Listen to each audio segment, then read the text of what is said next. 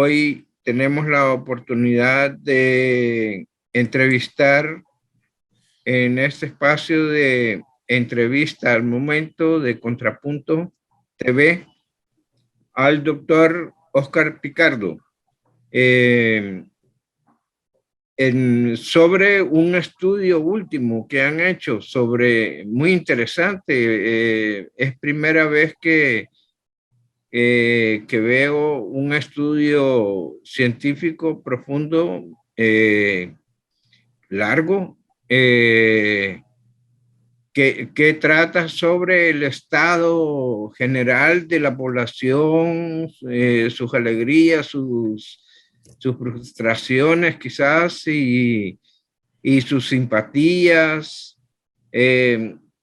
Nada más quería contarte, Picardo, que yo el otro día escribí en mis redes sociales que de pronto había abierto un libro de mi padre, que la recopilación de poemas la había hecho el doctor Rafael Lara Martínez. Ajá. Cuando abrí el libro, lo primero que vi fue una frase que es propia quizás del estado en que vivimos. Decía, ¿para qué dijo la lora si ya nos llegó el gavilán? Entonces creo yo que el salvadoreño realmente tiene una gran capacidad de humor, pero mucho del humor salvadoreño es como humor negro, ¿no? Algo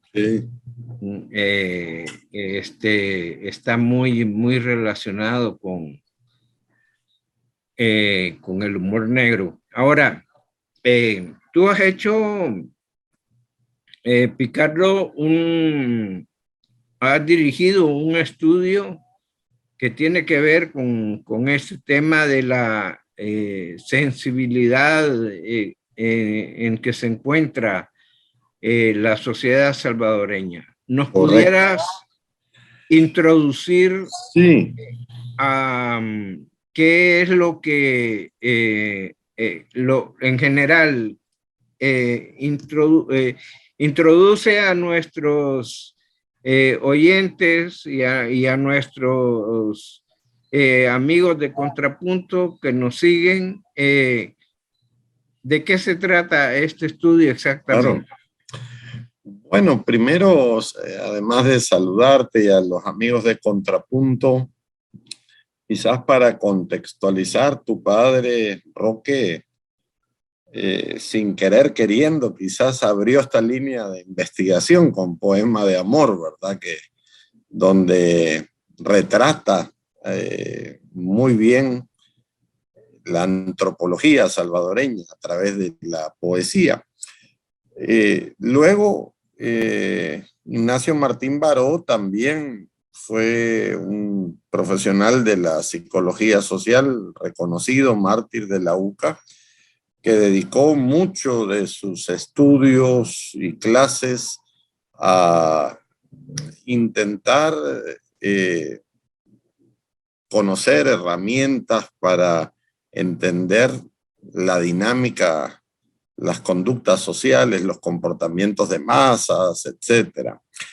Y hoy, años después, quisimos empezar o retomar esos temas para conocer aspectos antropológicos, sociológicos, de psicología social, de cómo está la gente, cómo están sus ideas, cómo está su equipaje cognoscitivo. Y esta encuesta es muy particular porque además de hacer preguntas, como suelen hacer las encuestas, no solo se pregunta por temas hacia afuera del individuo, sino hacia adentro, es decir, explorar un poco sus emociones, lo que está pensando, y tiene una herramienta también muy innovadora que es lo que le llamamos neuromarcadores, es decir, eh, conocer las habilidades cognitivas de los salvadoreños a través de 8 sistemas. Eso es un estudio que lo venimos haciendo a través de trabajo clínico, incorporando unas teorías de neurociencias de un médico que ya falleció, Merle Levin, que es como el padre de las inteligencias múltiples. Y bueno, con todo eso empezamos el estudio, se va a publicar el libro en la semana que viene. Hoy presentamos las gráficas para tener estas fotos y ir perfilando, digamos, el salvadoreño promedio, ¿verdad? Esa es como la idea. El estudio se llama Humor Social y Político, entendiendo el humor también como el estado de ánimo, ¿verdad? Cosmovisión e ideología, es decir, conocer su sistema de ideas, conocer la visión que tiene el salvadoreño, conocer a quién admira, a quién desprecia, qué le causa sorpresa, alegría, enojo, ¿verdad? Por ahí va el estudio. Oscar, ¿cuánto tiempo les tardó en hacer este estudio? Bueno, el trabajo clínico inicial fueron 2 años. Empezamos en junio del 2019, ahí donde preparamos herramientas y entrevistamos y trabajamos con niños, con jóvenes. Luego el armado de la encuesta, el procesamiento de los resultados, ya llevamos aproximadamente el estudio de campo propiamente se hizo del 30 al 31 de octubre y del 1 al 4 de noviembre de este año, o sea, es fresquito, ¿verdad? Es de y luego también el material se le dio a un antropólogo, a Jorge Colorado, que está en Estados Unidos. Él hizo una lectura del material y también a Luis Enrique Amaya. Jorge Colorado es antropólogo, Luis Enrique Amaya es psicólogo social, y ellos leyeron el material y realizaron una interpretación. O sea que llevamos 2 años y pico con esto. Ya, decime cuáles son, en el caso del humor de los salvadoreños, ¿cómo está en este momento? Porque veo que el estudio como que lo iniciaste a partir casi de la entrada del nuevo gobierno. Sí, sí, de hecho se nos ocurrió el estudio por todos los cambios, por todos los sucesos políticos que han sucedido. Estamos viviendo una etapa así como de mucho dinamismo, de muchos antagonismos también. Y bueno, lo primero que medimos, digamos, una de las cosas que nos llamó la atención, contrastamos las emociones de los salvadoreños en general, pero también sobre los presidentes, ¿verdad? Que ha tenido El Salvador de los acuerdos de paz para aquí. ¿Y qué vimos? Primero, todos los presidentes, desde Cristiani, Calderón Sol, Francisco Flores, Saca, Funes y Sánchez Serén, todos esos presidentes generan 3 emociones concretas: tristeza, enojo y desprecio. Sobre todo enojo es la más alta. Y por el contrario, Bukele genera sorpresa, pero sobre todo alegría, ¿verdad? En un rango muy alto. Esa es como la... Te quería, perdóname, te quería Ajá. preguntar sobre lo que dijiste anteriormente. Eh, ¿Quién de los presidentes genera más esas Sí, características de enojo? El que genera, desprecio. el que genera más enojo es Mauricio Funes, el más marcado. Todos generan enojo, pero si hay uno que enoja más al salvadoreño es Funes. Y probablemente esto se deba a que Mauricio Funes, cuando surge en la palestra política y pasa del periodismo a la política, generó una gran expectativa, ¿verdad? Me acuerdo que en la campaña, que en la Biblia, que en Monseñor Romero, que en la Constitución. Entonces, yo creo que después de prácticamente todos los gobiernos de Arena, de 30 años de gobiernos de Arena, la gente tenía expectativas de un cambio y era el primer gobierno del FMLN y resultó que el país no cambió, ¿verdad? No cambió mayor cosa. Y por el contrario, se desatan todos estos casos de corrupción. Entonces yo creo que eso es lo que enoja mucho al salvadoreño y lo que aprovecha también Bukele, ¿verdad? Una vez que él se distancia del FMLN y lo señala como un partido ineficaz y corrupto, eso se agudiza muchísimo y al final los salvadoreños manifiestan ese enojo, creo que justificado en cierta medida, ¿verdad? Pero son esas tres emociones y en ese orden, ¿verdad? Enojo, desprecio y tristeza. Eso es lo que... Me interesa mucho eso de la tristeza. ¿Quién de los presidentes ha generado más tristeza en este país? El que genera más tristeza de los presidentes es Francisco Flores. El que genera más enojo es Mauricio Funes. Y el que genera más desprecio es Mauricio Funes y Salvador Sánchez Serén. Ese es como el orden. Yeah. ¿Verdad? Yeah. Y al contrario, como te decía, en la gráfica se ve muchísima más intensa la alegría y la sorpresa que genera Bukele, ¿verdad? Como contraste, como la otra foto, ¿verdad? ¿Cómo pudieras explicar la sorpresa que Yo creo que sí. Que generan ahí Bukele? Yo creo que la sorpresa es una emoción, según Paul Ekman, que es el modelo teórico que utilizamos, es esa capacidad de que la gente se siente sorprendida por todos los cambios que está haciendo, para bien o para mal.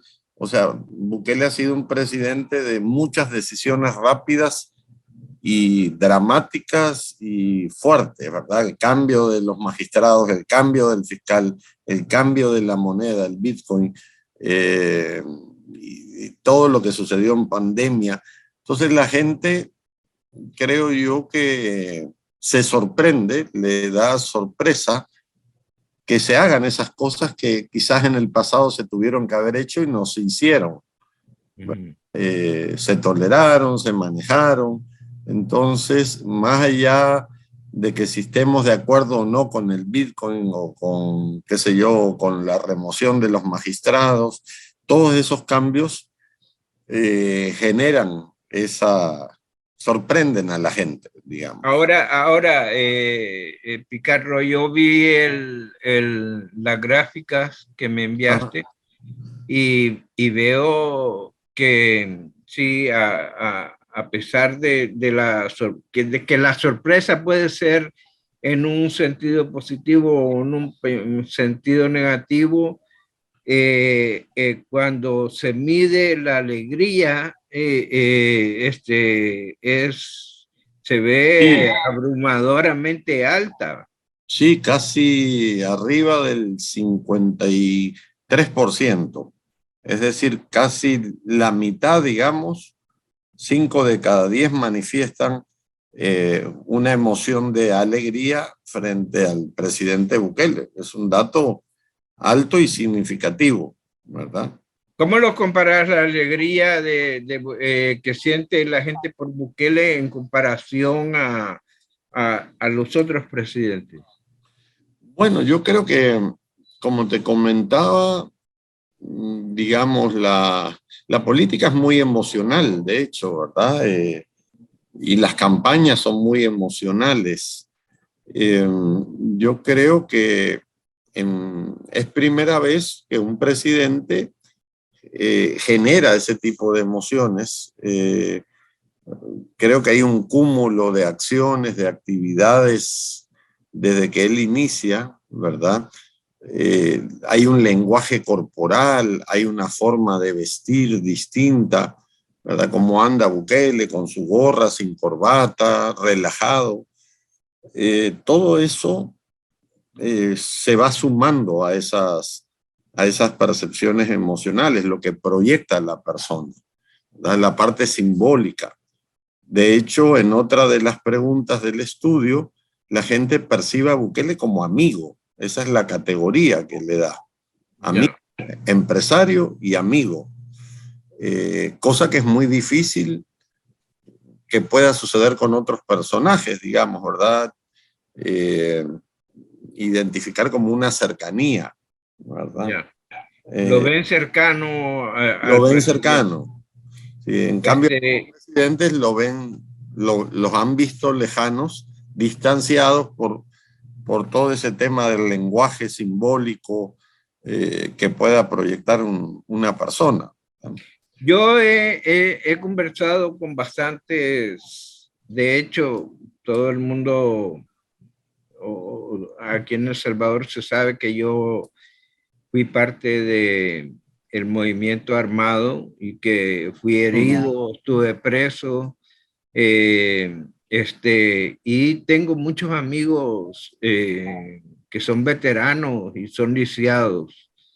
Eh, yo creo que ese sector de gente es una gente de la que más tristeza he visto yo que sufre con los presidentes que fueron del FMLN. Claro, Son los claro, más, además, no solo eso, están enojados, están frustrados, decepcionados por el abandono. Y había una cosa cierta que recientemente me dijo un veterano, me dijo, aquí a los que nosotros anduvimos cuidando, aquí en el campo, aquí en las montañas, no volvieron a venir a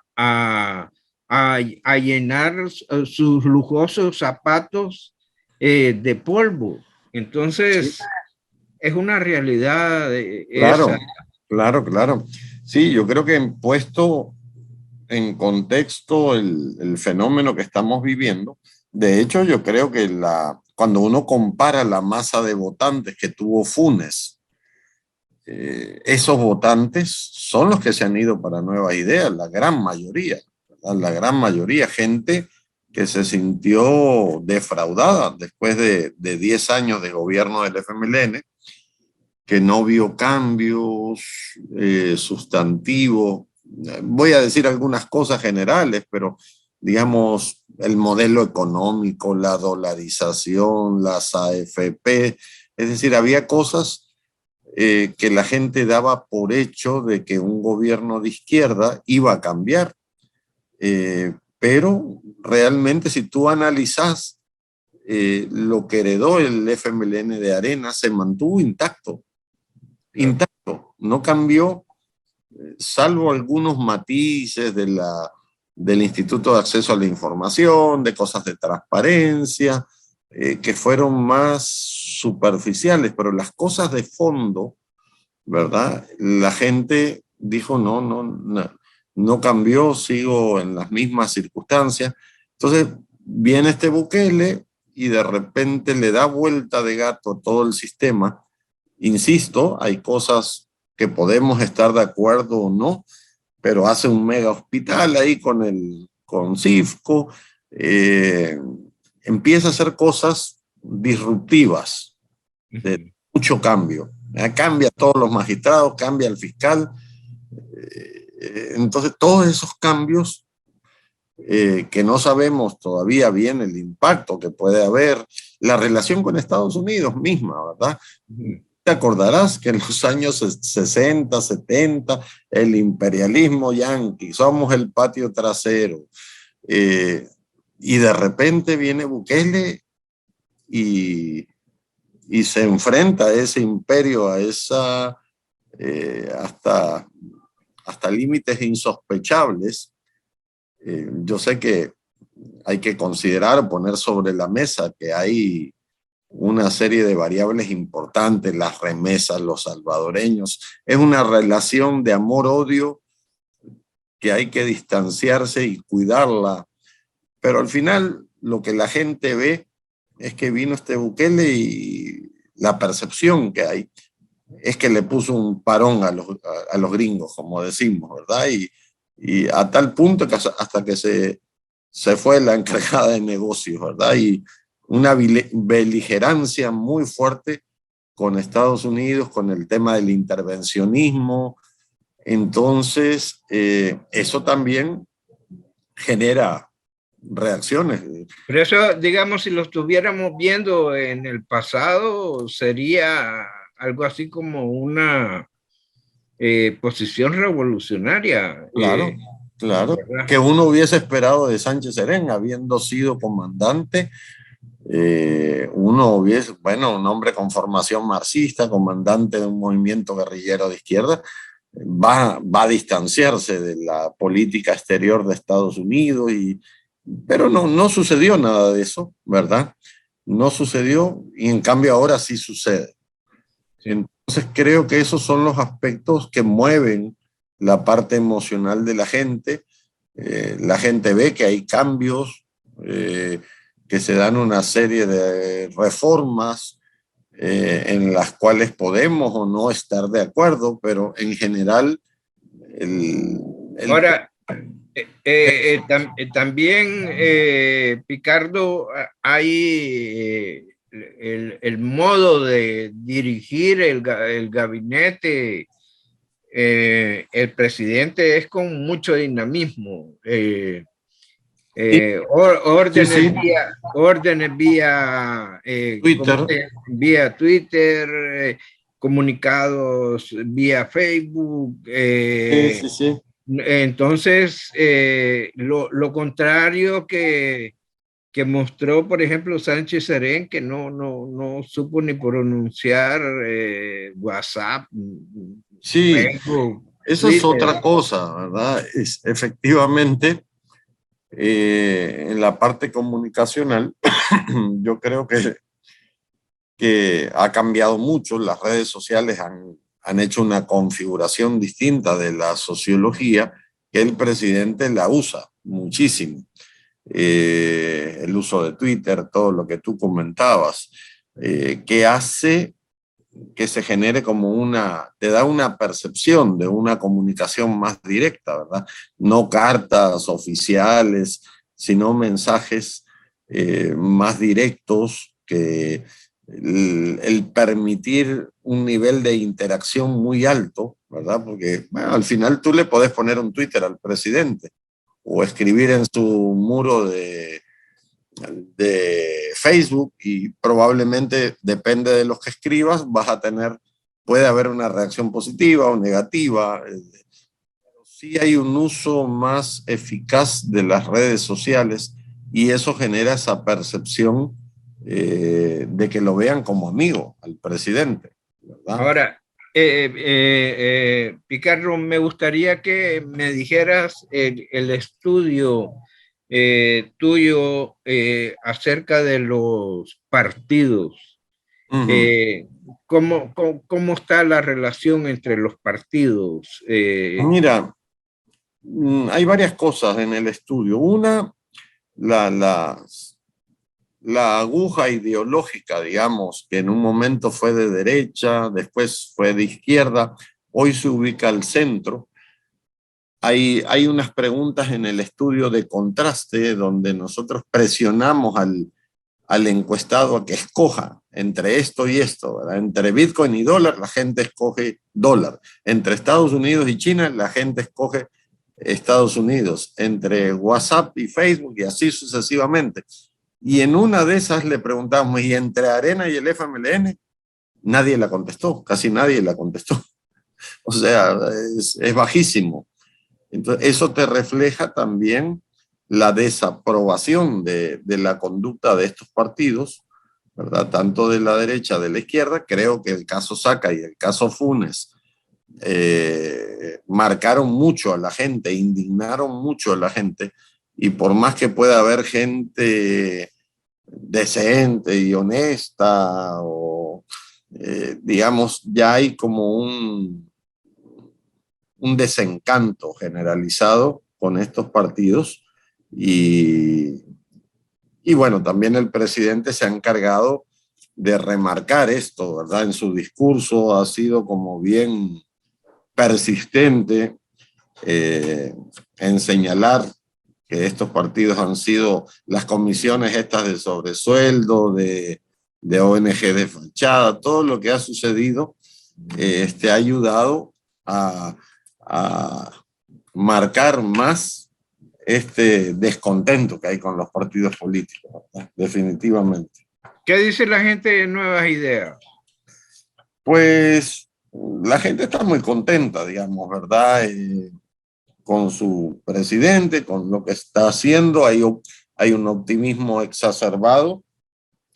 No hicimos mediciones como muy específicas de la gente de Nuevas Ideas en general, pero de hecho hay una pregunta que nosotros también en el tema de presión le pusimos a elegir a la gente entre el presidente y Nuevas Ideas, y la gente escoge el presidente. O sea, es la figura del presidente la que tiene peso, la que proyecta, es la figura del presidente la que es el referente de la mayoría de salvadoreños, y está como muy por encima del aparato político. Es que es el que arrastra la carreta. Exacto. Y yo me acuerdo que en la época preelectoral, nosotros en una encuesta que hicimos en Santa Tecla preguntamos, ¿y por quién va a votar para alcalde? Por Nuevas Ideas. ¿Y conoce al candidato? No. No sabemos quién es, pero por él vamos a votar. O sea... Bueno, pero eso ha sucedido quizás en casi, excepto en San Salvador o no sé en qué otros lugares el alcalde era conocido como de Nuevas Ideas, pero en casi ni Sí, siquiera sí. Los diputados, Nadie los conocía. nadie los conocía tampoco, excepto Exacto. a Suez Callejas, a Ernesto Castro, porque Sí, estaban en el gabinete de gobierno. exacto. Pero eran poco conocidos, entonces ahí donde uno interpreta y lee que es la figura del presidente la que genera esa conexión, ¿verdad? La que es como el paraguas, como la sombra, ¿verdad? La que está por encima tanto del partido como de muchos candidatos, definitivamente. Me quedan exactamente 8 minutos para terminar la entrevista, pero yo te quisiera consultar algo. El partido Nuevas Ideas y el propio presidente se niegan a aceptar una ideología, digamos, en forma tradicional. La izquierda era marxista-leninista, la derecha tenía Sí, sí. muy pro empresarial y alguna ultraderecha fascista, ¿no?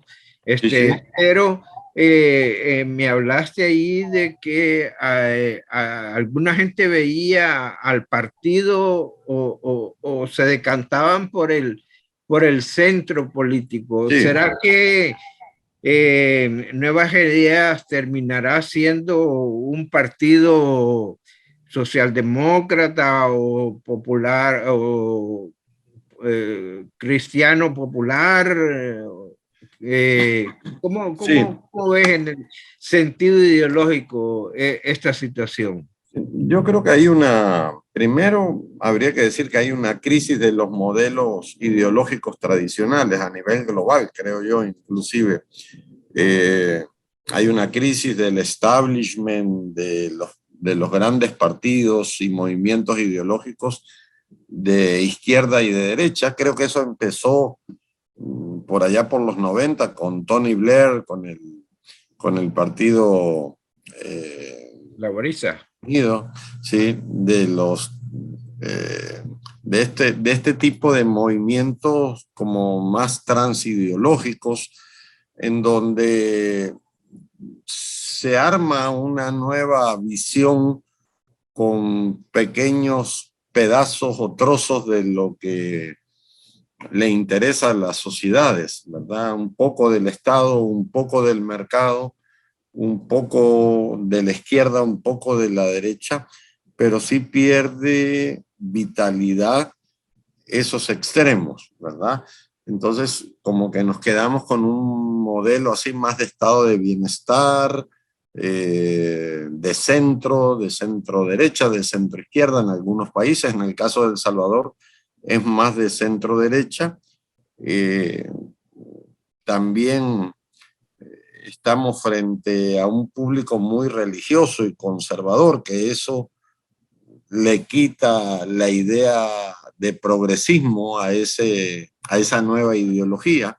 Hay países más progresistas donde los temas como LGBTI, matrimonio entre el mismo sexo, entre personas del mismo sexo, aborto, son más potables. En el caso de El Salvador no, hay un conservadurismo muy fuerte, muy religioso, eh, y creo que se configura una nueva narrativa ideológica muy pragmática, ¿verdad? Muy que da respuestas a lo que la gente quiere oír y a lo que la gente siente, ¿verdad?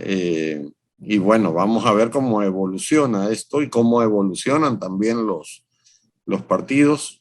Los partidos tradicionales están como agotados, un poco agotados, sin rumbo, sin liderazgo. Y si tú te preguntas, bueno, y hoy en día, ¿quién pudiera ser la competencia política de Bukele en El Salvador? Pues yo no veo ni en la derecha ni en la izquierda, ¿verdad? Son liderazgos muy debilitados y sistemas ideológicos muy debilitados, que como que no supieron lidiar con el tema de los cambios tecnológicos. Me acuerdo que alguien me decía en campaña, mira, esto es como en la guerra, como que Arena y el FMLN andan con la infantería y Nuevas Ideas anda con la Fuerza Aérea, ¿verdad? Bombardeando desde arriba y los de abajo, Arena y FMLN, peleando entre sí y no encuentran al enemigo, porque el enemigo anda arriba. Claro, Sí, claro. es Yo, una figura alegórica, sí. sí, sí, sí. Eh, y además está propia dentro del el sentido del humor que tenemos nosotros, Sí, básicamente los latinoamericanos. sí, sí. Oscar, te doy las gracias por esta entrevista. Eh, Creo que es importante seguir investigando sobre estos problemas Sí, que a sí. veces creo que la gente se olvida que esto es necesario investigar el Claro, estado interno de la población, ¿no? Entonces, así te es. agradezco mucho y vamos a seguir eh, conversando y estudiando el libro que vas a publicar la semana que viene o esta semana. La semana que viene ya estará listo. Ya, bueno, Y ahí entonces con lo gusto te lo espero. comparto. Muchas gracias. Bueno, Muchas un gracias. abrazo, gracias a ti y a todo el equipo de Contrapunto y a la audiencia de Contrapunto. Ya, muchas gracias. Muy amable.